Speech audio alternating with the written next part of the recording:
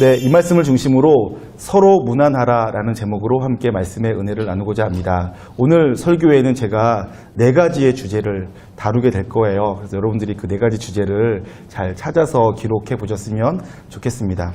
첫 번째로 제가 다루고 싶은 주제는 이것인데요. 여러분, 이제 우리 청년부 안에 있는 분들은 한 절반 정도는 다 대답할 수 있을 거라고 제가 믿고 있는데, 우리의 신앙생활에서 가장 중요한 것은 무엇인가요? 하나, 둘, 셋. 네. 네. 한 명만 말씀해 주셨어요. 아마들 다 아실 텐데 잘 대답 못 하시는 것 같아요. 여러분, 우리의 신앙생활에서 가장 중요한 것은 관계예요. 여러분들이 이것을 평생 잊지 않으셨으면 좋겠어요. 관계가 제일 중요해요. 신앙생활 잘한다라는 것은 관계 잘한다는 뜻이에요. 성경을 많이 하는 것, 기도를 깊이 오래 많이 하고 심지어 기도의 응답도 많이 받는 것 중요하고 필요한 것 같지만, 만약 관계가 없으면 아무 소용이 없어요. 교회에서 전도하고 영혼을 구원하고 가난한 자들을 섬겨주는 것 중요하고 필요하고 해야 되지만, 만약 관계가 안 돼 있으면 그거 아무 소용이 없어요. 가장 먼저 해야 될 것, 가장 우리가 중요하게 다루면서 지속적으로 해야 될 것은 다 관계예요. 그것을 여러분이 오늘 아직까지 모르셨던 분들은 지금부터 꼭 기억하셨으면 좋겠고, 그것을 중심으로 신앙생활에 가장 중요한 것은 관계라고 했는데 정말 그런가 하고선 이것을 계속 묵상해 보세요. 정말 그런가 하고. 제가 도움을 드리기 위해서 조금만 말씀드릴게요. 여러분, 예수님께 서기관과 율법학자가 찾아와서 성경에서 가장 큰 계명이 무엇입니까? 라고 물었더니 예수님께서 뭐라고 대답하셨습니까? 하나님을 몸과 마음과 뜻을 다해서 사랑하라. 그리고 그와 같으니 내 이웃을 내 몸과 같이 사랑하라 하셨죠. 하나님을 사랑하는 것, 이웃을 내 몸처럼 사랑하는 것. 여러분, 사랑은 뭔가요? 관계죠. 하나님과의 관계, 이웃과의 관계, 자기 자신과의 관계가 제대로 돼야 된다는 걸 얘기하는 거예요. 관계가 중요해요. 여러분, 교회 생활 하신 분들은 하나님과 우리와의 관계를 표현하는 것들을 많이 들어보셨을 거예요. 양과 목자라는 표현 들어보셨죠? 하나님이 우리의 목자가 되어주시고 우리는 그분의 양이래요. 비유한 거죠. 그럼 거기서 하나님이 목자가 되신다라는 것, 그래서 양을 돌봐주고 양을 잘 먹여주고 한다라는 것도 중요하고, 또 우리는 양이어서 어리석고 제갈 길로만 가는 미련한 짐승에 불과하다 이런 것도 중요하지만, 양과 목자다라고 하는 그 비유와 가르침에서 가장 중요한 것은 양과 목자와의 관계와 같다라는 거예요. 하나님과 우리와의 관계는 양과 목자와의 관계와 같다라는 게 핵심이죠. 목자는 양을 인도해 가는 거예요. 목자는 양을 돌봐주는 관계라는 거예요. 우리는 그 목자의 인도를 따라가고 목자의 돌봄을 받는 존재라는 것을 말하는 거지, 우리가 어리석다라는 것, 목자이신 하나님이 우리를 충분히 돌볼 수 있다라는 것, 그것 말하고 싶은 건 아니죠. 우리가 예수님을 믿을 때 우리에게 주어진 가장 큰 권세가 무엇입니까? 자녀의 권세를 주시는 거예요. 자녀의 권세. 그럼 자녀는 우리가 새로 태어났다는 걸 강조하는 것이 아니라 하나님과 우리와의 관계가 아빠, 아버지와 아들, 자녀 됐다라는 관계를 말하고 싶은 거예요. 하나님은 우리가 예수님을 믿을 때부터 우리의 아빠, 아버지가 되시는 분이시고, 우리는 그분의 자녀의 권세를 얻게 된 거예요. 관계죠. 우리 교회를 장차 그리스도의 신부래요. 교회는 그리스도의 신부예요. 여러분, 우리가 웨딩드레스 입는다는 얘기를 하는 거 아니잖아요. 하나님과 우리와의 관계가 마치 부부의 관계와 같다. 한 몸이다, 하나다. 이 관계를 말하고 싶은 거예요. 동의가 되시나요? 포도나무와 가지다. 여러분, 주님은 포도나무시고 우리는 가지예요. 뭘 말하고 싶은 걸까요? 우리가 그분 안에 있고 그분이 우리 안에 있으면 그 사람은 열매를 많이 맺는데요. 뭘 말하고 싶은 거라고요? 관계를 말하고 싶은 거라고요. 하나님과 우리와의 관계가 있으면 살고 관계가 없으면 죽는다라는 거 말하고 싶은 거예요. 예수님께서 오셔서 우리에게 해주신 일이 무엇이죠? 하나님과 우리 사이에 막힌 담을 허물어 주신 거예요. 하나님과 우리의 관계가 끊어졌던 것을 예수님께서 십자가 지심으로 그 관계의 담을 허물어 버리신 거죠. 그러니까 예수님께서 죽으신 것은 무엇을 위한 죽으심이에요? 하나님과 우리와의 관계를 회복시키기 위한 죽으심이라고요. 그래서 예수님을 하나님의 세상죄를 지고 가는 하나님의 어린 양이라고 부르시면서 예수님께서 제물이 되셨는데 그 제사의 이름이 무슨 제사냐면 화목 제사예요. 그래서 예수님을 화목 제물이 되신 분, 화목 제물 뭔지 아시죠? 그냥 이름만 들어도 알잖아요. 하나님과 우리의 관계를 화목하게 하는, 친밀하게 하는, 관계를 좋게 만드는 제물이 되셨다는 얘기예요. 그러니까 신앙생활은 다 관계 말하는 거예요. 어떤 관계요? 하나님과 우리와의 관계, 나와 나 자신과의 관계, 나와 이웃들, 나와 세상과의 관계를 치유하고 회복시키고 온전케 하는 것을 알려주는 거예요. 우리가 성경을 알면 알수록 무엇이 가능해지느냐? 하나님을 알아가게 되고 하나님과의 관계가 좋아지는 거예요. 성경을 100번 읽었는데 하나님과 아무런 관계가 안 생겼다. 성경 읽은 거 아무 소용이 없어요. 진짜예요. 내가 기도를 40일 철야 기도를 뭐 3번을 했다. 혹은 40일 금식 기도를 했다. 우와, 엄청 대단한 거지만 하나님과 관계가 없으면, 혹은 자기 자신과의 관계가 치유되지 않았으면, 그래서 사람들과 주변 사람들과 관계가 원만하지 못하면 그 신앙은 다 헛것이에요. 40일 금식 기도를 무시하는 건 아니고 오해하지 마세요. 더 중요한 게 있다. 더 중심이 되어지는 신앙의 핵심 코어가 있다. 그것이 바로 관계다라는 거 제가 지금 말씀드리려고 하는 거예요. 특별히 마태복음 7장에 이런 말씀이 나와요. 거짓 선지자들, 나더러 주여 주여 하는 자가 다 천국에 들어갈 것이 아니라고 말씀하세요. 그랬더니 그 거짓 선지자들이 뭐라고 하냐면, 우리가 주의 이름으로, 거짓 선지자들이 하는 말이에요. 우리가 주님의 이름으로 권능을 행했습니다. 귀신을 쫓아냈습니다. 우리가 주의 이름으로 많은 기적과 이사를 행했습니다. 그래요. 그랬더니 예수님께서 뭐라고 하셨는지 아세요? 나는 너희를 도무지 알지 못한다. 내게서 떠나가라. 이렇게 말씀하세요. 여러분, 능력을 행했어요. 귀신을 쫓아냈고요. 권능을 행했어요. 그런데 주님께서 알지 못하면, 주님과 관계가 없으면 아무 소용없다고요.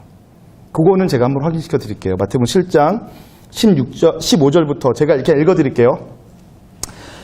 거짓 선지자들을 삼가라. 양의 옷을 입고 너희에게 나아오나 속에는 노략질하는 일이라. 그들의 열매로 그들을 알지니 가시나무에서 포도를 또는 엉겅퀴에서 무화과를 따겠느냐. 이와 같이 좋은 나무마다 아름다운 열매를 맺고 못된 나무가 나쁜 열매를 맺나니 좋은 나무가 나쁜 열매를 맺을 수 없고 못된 나무가 아름다운 열매를 맺을 수 없느니라. 아름다운 열매를 맺지 아니하는 나무마다 찢겨 불에 던져지느니라. 그러므로 그들의 열매로 그들을 알리라. 한 다음부터 지금 열매에 대한 얘기를 했죠. 열매로 그들을 알리라 하면서요. 근데 열매가 뭐냐 하는 내용이 21절부터 나와요. 나더러 주여 주여 하는 자마다 다 천국에 들어갈 것이 아니요 다만 하늘에 계신 내 아버지의 뜻대로 행하는 자라야 들어가리라. 그날에 많은 사람이 나더러 이르되 주여 주여 우리가 주의 이름으로 선지자 노릇하며 주의 이름으로 귀신을 쫓아내며 주의 이름으로 많은 권능을 행하지 아니하였나이까 하리니 그때 내가 그들에게 밝히 말하되 내가 너희를 도무지 알지 못하니 불법을 행하는 자들아 내게서 떠나가라 하리라. 여러분, 거짓 선지자들이요 어떻게 구분하냐 하면 열매로 안 돼요. 근데 그 열매를 설명하는 내용이 뭐냐 하면 하나님과 관계가 있느냐는 거예요. 여러분, 성경을 읽었어요. 그럼 열매가 나타나야 돼요. 어떤 열매요? 하나님과 관계가 생기는 거예요. 내가 기도를 1시간 했어요. 그러면 열매가 나타나야 돼요. 어떤 열매요? 하나님과 관계, 하나님과 더 친밀해지는 거예요. 하나님의 마음을 알게 되고 하나님이 내 마음을 만져주시고 위로해 주시고 관계가 생겨지는 거예요. 교회에서 사역을 해요. 뭐 친구 초청 잔치를 했어요. 그러면 그 열매가 뭐가 나타나겠어요? 그 사역을 통해서 하나님과 우리와의 관계가 회복되어져야 돼요. 더 관계가 깊어져야 돼요. 그게 열매예요. 세계 선교를 한다고 돌아다녀도 만약에 하나님과 나와의 관계가 없고 그 일을 통해서 사람들이 하나님과의 관계가 회복되어지고 깊어지지 않는다면 그 사역은 불법이에요. 불법. 내가 너희를 도무지 알지 못한다. 내게서 떠나가라. 그렇게 되는 거죠. 자기 딴에는 열심히 했어요. 선지자 노릇하고요. 귀신을 쫓아내고 권능을 행했어요. 자기 딴에 한 거예요. 주님과 아무 관계없이. 그러면 불법으로 규정되어져서 주님으로부터 떠나갈 수밖에 없는 처지에 이르게 되는 것입니다. 그러면 가장 중요한 열매는 뭐라고요? 신앙생활 가장 중요한 요소는 뭐라고요? 관계. 그렇게 이해하시면 좋겠습니다. 로마서는 계속 그것을 알려주고 있고요. 그래서 제가 저희 청년들 한 절반 정도에게는 다 이미 설명을 했고 다 동의를 하고 계실 거예요. 여기 계신 저와 함께 성경 공부를 하지 않은 분들도 요 사실만큼을 꼭 기억하셨으면 좋겠어요. 신앙생활의 가장 중요한 것은 관계다. 하나님과의 관계, 나 자신과의 관계, 또 이웃과의 관계, 이렇게 생각하시면 좋겠습니다. 그런데 관계가 그렇게 중요한데 왜 이 관계를 중요하다고 계속 말하냐 하면 실상은 반대이기 때문에 그래요. 실상은 어떻다고요? 우리는 관계에 서툴러요. 하나님과의 관계가 서툴르고 어색하고 잘 안 돼요. 나 자신과 관계가 잘 안 돼요. 내가 나 자신을 잘 사랑하지 못해요. 내가 나 자신을 잘 용납하지 못해요. 내가 나 자신을 이해하지 못할 때가 많이 생겨요. 내가 나를 어떻게 돌봐줘야 되는지를 몰라요. 또 내가 이웃들과 어떻게 지내야 되는지 잘 몰라요. 서툴러요. 다른 사람들과 관계 맺는 게 어려워요. 어색하고. 혹은 나를 잘 이해해주고 나를 잘 맞춰주는 사람하고 있을 때에는 편안함을 느끼고 그 사람을 베스트 프렌드라고 하지만 나랑 조금만 생각이 다르고 조금만 나 중심이 아니라 자기 중심인 사람을 만나면 쟤랑은 못 지내겠어 라고 해요. 잘 안 되는 거죠. 특히 청년의 때인 우리들은 이 하나님과의 관계, 나 자신과의 관계, 이웃과의 관계 세 가지 다 너무너무 소중하고 잘 풀어가야 되고 그것을 훈련하라고 이 청년의 시절을 지낸다라고 믿으시고 관계를 잘 하려고 애써 보셨으면 좋겠어요. 자, 그런데 그렇다면 어떻게 풀어가야 될까 하는 데에서 제가 잠깐 요령 하나 알려드린다면 먼저는 여러분들이 눈에 보이는 사람들과 관계를 잘 한번 맺어보세요. 하나님과 관계 맺는 것은 하나님 눈에 잘 안 보이시니까 어떻게 하는지 잘 모르시잖아요. 그러니까 사람들과 한번 관계를 잘 맺어가 보세요. 나를 좋아해 주는 사람과 그 사랑을 잘 받아주는 거 훈련해 보세요. 여러분들 지금 제가 한 말 무슨 말인지 이해 못하시는 분 계실 텐데요. 어떤 사람이 날 사랑한다고 할 때 불편함을 느끼고 부담을 느끼는 사람들이 있어요. 나에게 친절을 베풀어 줄 때 얘 나한테 왜 친절을 베푸는 거지? 난 얘한테 그럼 어떻게 해줘야 되지? 하면서 불편해요. 그래서 누가 나한테 다가올 때 내가 슬금슬금 뒤로 물러나죠. 그런 사람이 있어요. 사랑받는 법을 빨리 익히셔야 돼요. 그 다음에 사랑해주는 법. 여러분 사랑해주는 거 뭐가 어렵겠어요? 그냥 사랑하면 되지 라고 하는데 제가 좀 아까 말한 것처럼 내가 사랑하는데 나는 진심으로 깨끗한 마음으로 사랑해주는데 돌봐주는데 상대방이 불편하대요.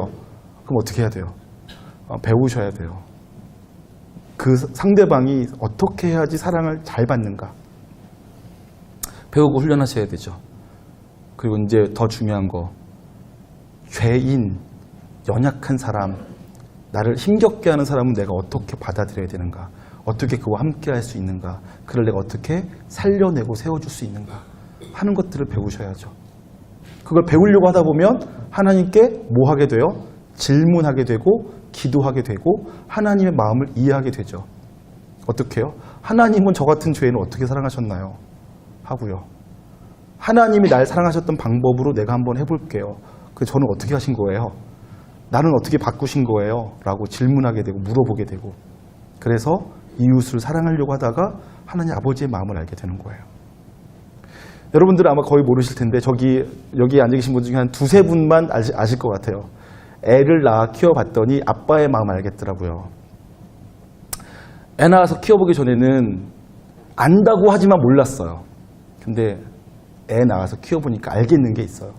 제가 지금 무슨 말 하려고 그러냐면 내가 아빠가 되어서 아이를 키워보니까 그때서야 비로소 아빠의 마음을 알겠다는 얘기를 제가 드리는 건데 그 얘기는 여러분들이 진짜 누군가를 사랑해 봐야지, 진짜 누군가를 위해서 헌신해 봐야지, 진짜 누군가 때문에 밤을 새워 아파하며 기도해 보고 눈물 흘려 봐야지 하나님이 나를 위해서 얼마나 헌신하시고 계신지 사랑하신지 깨달아가고 그래서 하나님께 진짜 감사할 수 있게 된다고요. 그냥 추상적으로 하나님 날 사랑하시겠지, 나도 하나님 사랑한다, 추상적인 관념 속에서만 머물러 있지 말고 진짜 내 눈에 보이는, 진짜 내 옆에 있는 사람을 위해서 내가 진짜 사랑 한번 해보시라고요. 그래야지 하나님의 사랑의 깊이를 더 깊이 조금씩 알아갈 수 있게 되어져요. 최근에 우리 박진호 목사님이 사모님께서 임신하셨어요. 이제 2달 후면 이제 출산하시는데 사진, 태아 사진을 한 30장 정도 찍어서 갖고 다니면서 본다고 하시더라고요. 근데 그분께서 지난주 수요일 날 이런 설교를 하셨어요. 딴 사람들이 그 핸드폰에 그 태아 사진을 보여주면서 막 예쁘다 하며 자기가 볼 때에는 그게 뭐가 예쁘냐고, 눈, 코, 입이 어디 있는지 도대체 보이지도 않는데 뭐가 예쁘냐고 하는데 자기가 아빠가 되어 보니까 얘가 내 새끼라고 생각하니까 눈, 코, 입이 다 보인대요. 그리고 걔가 예쁘대요. 아빠가 안 돼보신 분들은 이해를 못 한다니까. 여러분들이 그거 사진 봐보세요, 핸드폰으로. 그러면 진짜 눈, 코, 입이 구분이 안 돼. 손, 다리도 머리도 구분이 안 돼. 근데 아빠 눈엔 다 보여. 그리고 심지어 그게 예뻐. 그런 일이 벌어져요. 더 놀라운 얘기도 해드릴까요? 저희 어머니는 지금도 제가 예쁘대요. 진짜 놀랍죠? 엄마가 되면 그런 거예요. 아빠가 되면 그런 거고요. 다 예뻐요, 자기 새끼는. 제가 지금 무슨 말 드리는 거냐면 우리가 관계가 중요한데 그 관계가 깊어진다. 특별히 하나님과 좋은 관계, 나 자신과 좋은 관계 맺고 살려 그러면 시작은 내가 내 옆에 있는 사람을 진짜로 좋은 관계로, 좋은 사람이든 나쁜 사람이든 진짜 사랑해보고 진짜 끈끈한 관계를 맺어봐야지 하나님과의 관계도 알 수 있게 된다고요. 그래서 깊어지는 거예요. 오늘 성경은 사도 바울이 로마서를 맺는 장면이에요. 로마서를 끝내고 있어요. 그런데 끝내면서 그가 수많은 사람들의 이름을 드러내고 있어요. 제일 먼저는 바울로부터 이 편지를 받아가지고 로마에 전달해주는 여집사 베베를 소개합니다. 이 베베가 겐그레아에서 섬기던 사람인데 이제 로마로 가는데 내가 너에게 추천한다. 참 좋은 사람이다. 너희가 할 수 있는 대로 이 베베를 잘 섬겨주어라 라고 추천해줘요. 그런 다음에는 사도 바울에게 있어서는 자기를 바울을 위해서 목숨도 아끼지 않았던 부부 브리스길라와 아굴라를 또한 추천해 줍니다. 그들도 이제 로마에 있다라는 거죠. 그러면서 그 두 부부가 나를 위해서 목숨도 아끼지 않았다라고 자랑하면서 칭찬해 줘요. 그러면서 수많은 사람들의 이름이 등장하고 있어요. 그들이 이 사람은 이런 사람이고 저 사람은 저런 사람이고 이 사람은 이런 사람이다. 그러니 너희가 서로 그들을 존중해주고 대접해주고 아껴줘라 라고 설명해주고 있는 거예요. 근데 그 모습이 저와 여러분은 이분들을 한 번도 만나본 적이 없으니까 또 이분들의 이름도 잘 모르니까 뭐 감동이 없겠지만 그곳에 있는 진짜 편지를 가져갔던 베베, 또 그곳에서 이 편지를 받아보고 있는 사람들에게는 감동이 됐겠죠. 왜냐하면 자기가 그렇게 사도 바울과 영적으로 연결되어져 있으니까. 오늘날처럼 하루에 한 번씩 카톡 주고받지 못하고 오늘날처럼 서로 화상통화하지 못하고 그래서 1년에 한 번, 5년에 한 번, 10년에 한 번 만날 수밖에 없는 형편일 텐데도 그 동안에 서로 주님을 위해서 한 몸, 한 가족 되어서 함께 사역하고 있었는데 그것을 사도 바울이 기억하여서 그들을 로마 교회에 추천해주고 있으니까요. 서로 무난하라고 얘기해주고 있으니까요. 사도 바울은 그 사역 가운데 만났던 사람들을 잊지 않고 그들과 계속 영적인 교제를 하며 한 몸으로서의 삶을 살아냈으니까요. 그러니까 그들에게는 감동이 됐겠죠. 저는 저와 여러분과의 관계가 그런 관계가 되었으면 좋겠어요. 서로 그런 관계가 되었으면 좋겠어요. 서로가 서로를 진짜로 신뢰하고 소중히 알고 그들이 어디 간다 그러면 그 사람을 마음 다해 이분은 이런 사람이니까 너희가 잘 섬겨줘라라고 추천해 줄 수 있는 관계가 되었으면 좋겠습니다. 한 번만 더 그러한 시각을 가지고 보도록 할까요? 내가 겐그레아 교회 일꾼으로 있는 우리 자매 베베를 너희에게 추천하노니 너희는 주 안에서 성도들의 합당한 예절로 그를 영접하고 무엇이든지 그에게 소용되는 바를 도와줄지니 이는 그가 여러 사람과 나의 보호자가 되었습니다. 네, 겐그레아에 있는 고린도 밑에 있는 항구 도시인데 겐그레아에 있는 베베라는 여자분이 사도 바울의 보호자가 되었었대요. 그리고 이제 그가 다시 로마로 간대요. 사도 바울의 편지를 가지고 로마로 간 거예요. 아마 로마에 정착할 예정인가 봐요. 그러니까 할 수 있는 대로 모든 편의를 다 봐주라고, 그게 합당한 예의를 다 하라고 이렇게 소개하고 있는 거죠. 그런가 하면 브리스길라와 아굴라가 등장합니다. 아주 멋진 분들이에요. 성경에 몇 번 등장하지 않지만 진짜 훌륭한 분들이에요. 사도 바울이 어떻게 추천합니까? 너희는 그리스도 예수 안에서 나의 동역자들인 브리스가와 아굴라에게 문안하라. 그들은 내 목숨을 위하여 자기들의 목까지도 내놓았나니 나뿐 아니라 이방인의 모든 교회도 그들에게 감사하느니라. 또 저의 집에 있는 교회에도 문안하라. 내가 사랑하는 에베네도에게 문안하라. 그는 아시아에서 그리스도께 처음 맺은 열매니라. 아시아에서, 터키 지역에서 첫 번째로 주님을 믿게 되어진 에베네도를 또 소개하고 있죠. 그러면서 그를 소중하게 다뤄줘라. 첫 열매다. 새 벗이다. 그런 얘기예요. 잘 돌봐줘라. 그런 표현이겠죠. 그런가 하면 6절에 너희를 위하여 많이 수고한 마리아에게 문안하라. 마리아는 많이 수고하는 사람이래요. 그 공동체의 일꾼인가 봐요. 아마 주방에서 일하시는 분일 수도 있고요. 혹은 추운 날 밖에서 주차 안내하는 집사님이실 수도 있겠어요. 아무튼 많이 수고하는 분이에요. 우리 청년부에도 우리 교회에도 정말 많이 수고하는 분 계세요. 말없이 묵묵히 많이 수고하시는 분들. 7절에 내 친척이요 나와 함께 갇혔던 안드로니고와 유니아에게 문안하라. 사도 바울과 함께 갇혔대요. 사도 바울이 갇힐 때 이분들이 함께 갇혔대요. 바울과 실라 같은 관계겠죠. 감옥에 갇힐 때 같이 갇혔던 사람이니까. 또 그 감옥 안에서 함께 갇혀서 하루 종일 뭐하고 지내겠습니까?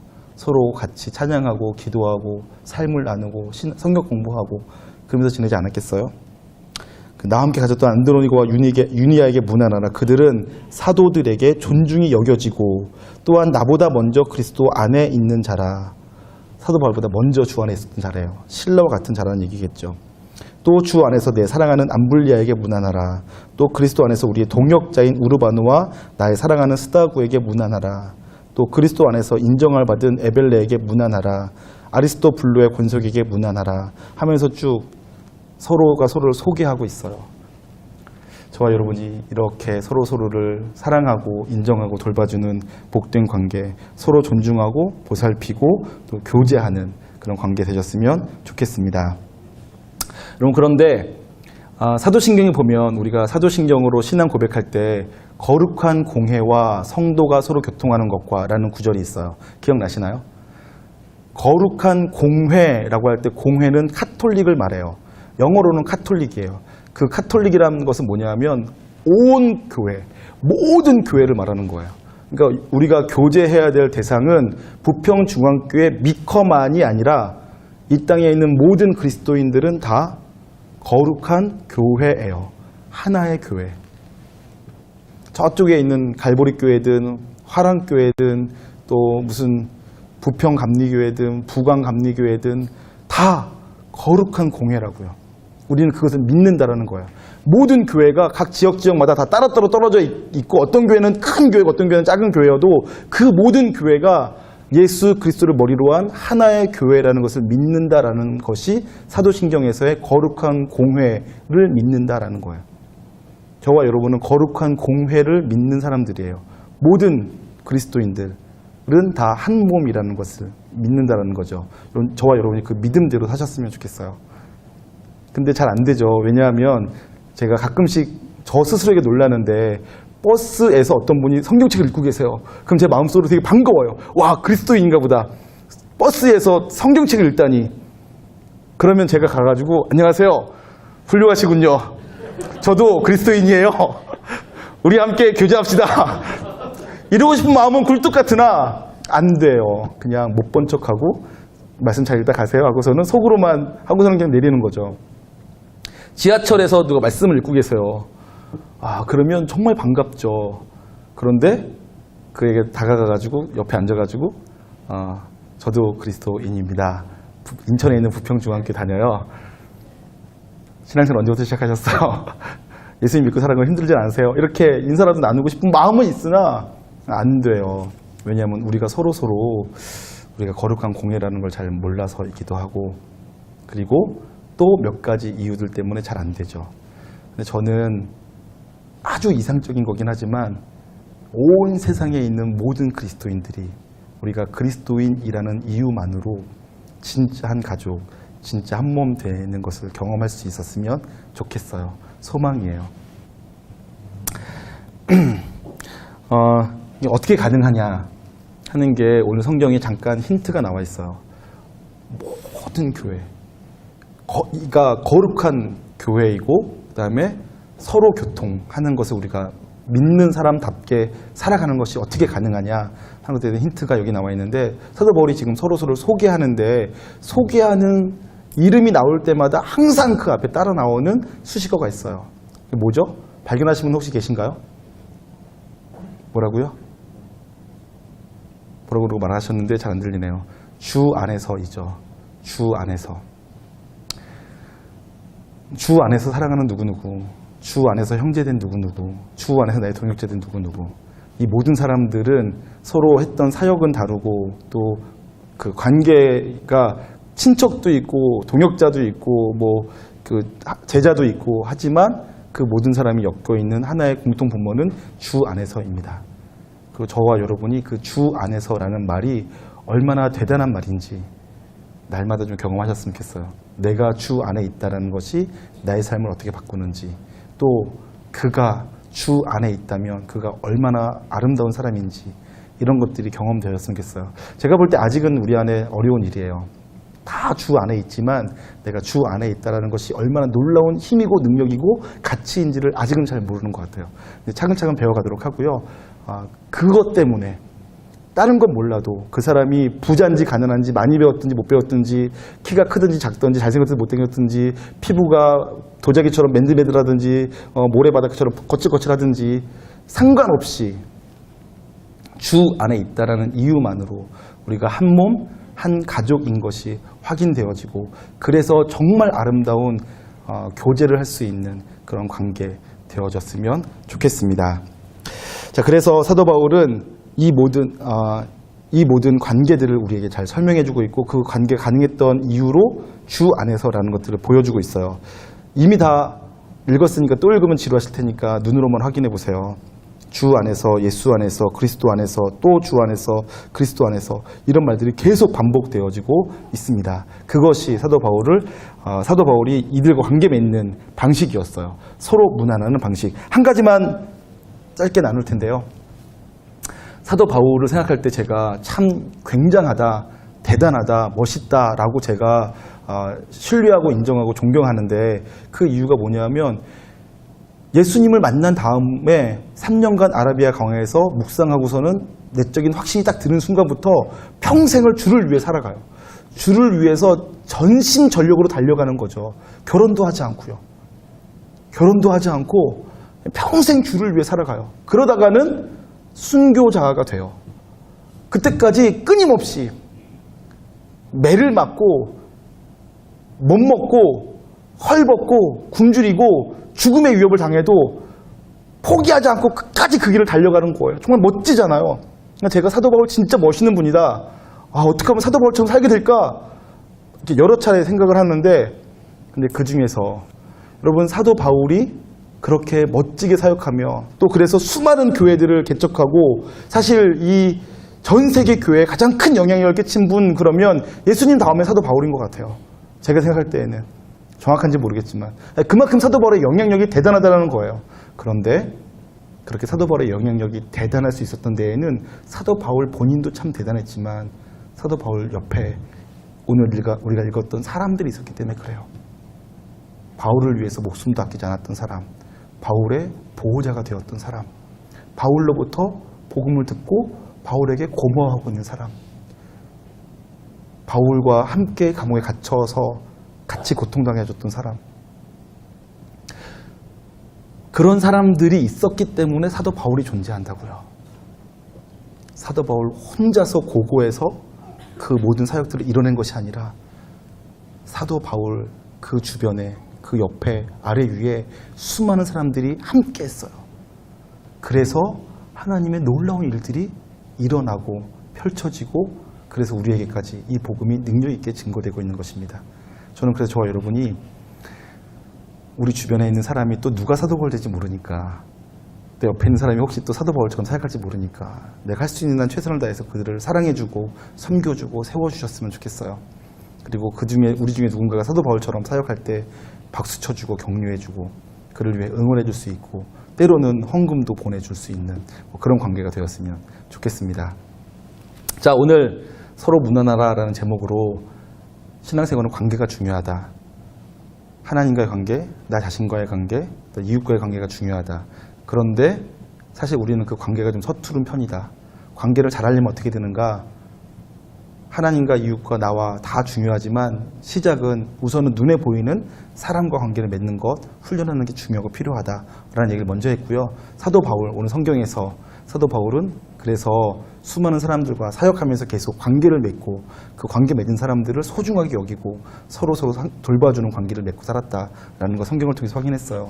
그리고 그렇게 서로가 서로를 섬기고 돌봐주고 함께 했기 때문에 하나님 나라의 위대한 사역이 가능할 수 있었다라는 거 말씀드렸습니다. 한 사람은 약하지만 서로서로 협력하고 힘을 모으고 함께 마음을 쏟으면 우리 이상의 놀라운 일들이 가능할 줄 믿어집니다. 그렇게 살아가는 저와 여러분 되셨으면 좋겠습니다. 함께 찬양하도록 하죠.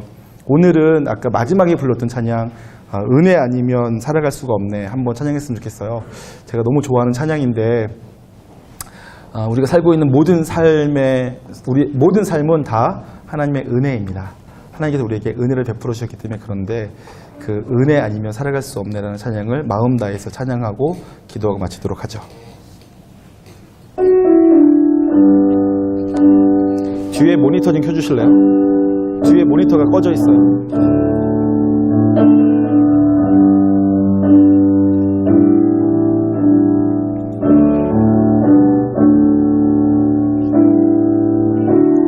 은혜 아니면 살아갈 수가 없네. 나의 모든 주의 것이니 세상 평안과 위로 내게 없어도 예수, 오직 예수뿐이네. 은혜 아니면 살아갈 수가 없네. 은혜 아니면 살아갈 수가 없네. 호흡마저도 다 주의 것이니 세상 평안과 위로 내게 없어도 예수, 오직 예수뿐이네. 크신 계획 다 볼 수가 없고 크신 계획 다 볼 수도 없고 작은 고난에 지쳐도 주께 묶인 나의 모든 삶 버티고 견디게 하시네. 아멘. 은혜 아니면 살아갈 수가 없네. 나의 모든 것 다 주께 맡기니 참된 평안과 위로 내게 오신 주 예수, 오직 예수뿐. 크신 계획 다 볼 수가 없고 크신 계획 다 볼 수도 없고 작은 고난에 지쳐도 주께 묶인 나의 모든 삶 버티고 견디게 하시네. 은혜 아니면 살아갈 수가 없네. 나의 모든 것 다 다 주께 맡기니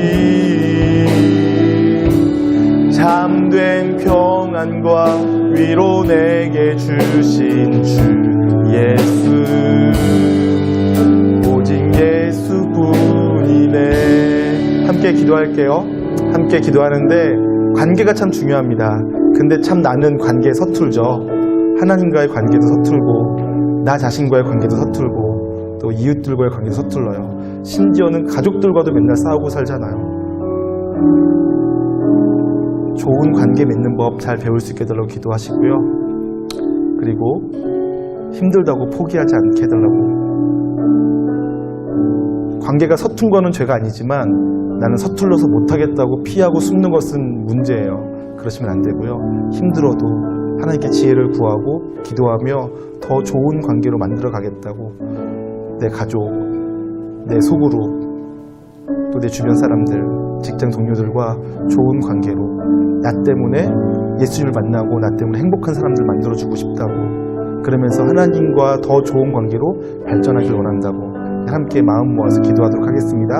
함께 기도합니다. 존귀하신 하나님,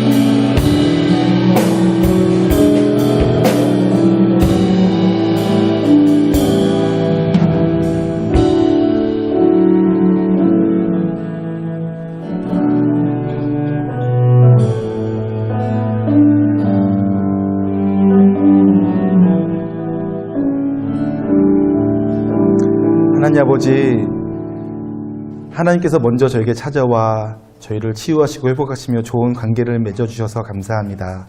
그리고 앞으로도 저희가 하나님과의 관계를 소중히 알고 모든 삶을 통하여 사역을 통하여 하나님을 더 알아가고 하나님과 더 좋은 관계 맺기를 원합니다.